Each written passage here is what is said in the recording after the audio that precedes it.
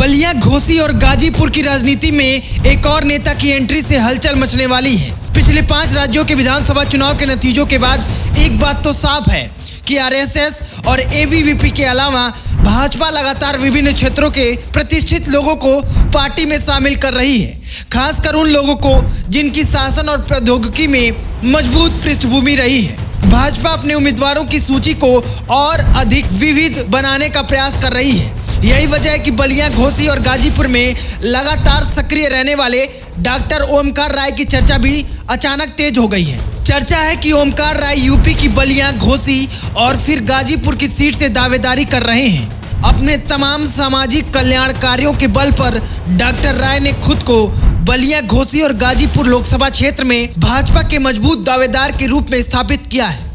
पूर्वांचल में उनकी लोकप्रियता और कार्यकुशलता के कारण ही उन्हें बलिया, घोसी और गाजीपुर लोकसभा में भाजपा का प्रबल दावेदार माना जा रहा है। बनारस हिंदू विश्वविद्यालय से स्टैटिक्स में डायरेक्टरेट की पढ़ाई पूरी करने के बाद ओमकार राय केंद्र सरकार की सेवा में शामिल हो गए। अपने 3 दशक के करियर में उन्होंने कई वरिष्ठ पदों पर काम किया और अपने कौशल का प्रदर्शन किया।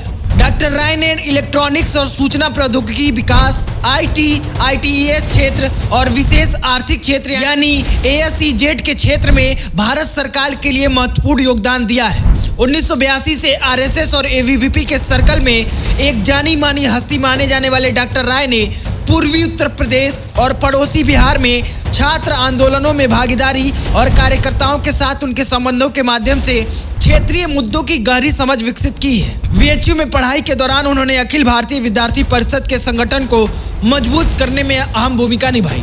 1993 में उन्होंने केंद्र सरकार की सेवा में प्रवेश किया और इलेक्ट्रॉनिक्स और आईटी मंत्रालय के संगठन में वर्षों का अनुभव प्राप्त किया। उनके दमदार कार्यों की वजह से ही उन्हें ओडिशा सरकार द्वारा स्टार्टअप ओडिशा का अध्यक्ष बनाया गया। इस दौरान भी उन्होंने अपने काम के जरिए पूर्वी उत्तर प्रदेश और सीमावर्ती बिहार में छात्रों और श्रमिकों से संपर्क बनाए रखा।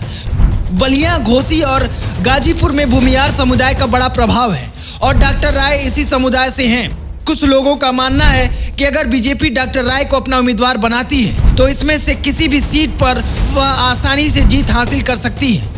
अब डॉक्टर राय का नाम बीजेपी उम्मीदवारों की सूची में शामिल होने की चर्चा तेज हो गई है। अब देखना यह है कि बीजेपी आलाकमान इस मांग पर क्या फैसला लेता है और डॉक्टर राय को बलिया या घोसी या अन्य किसी जगह से टिकट मिलता है या नहीं। अगर ऐसा होता है तो ये उनके लिए एक बड़ा मौका होगा।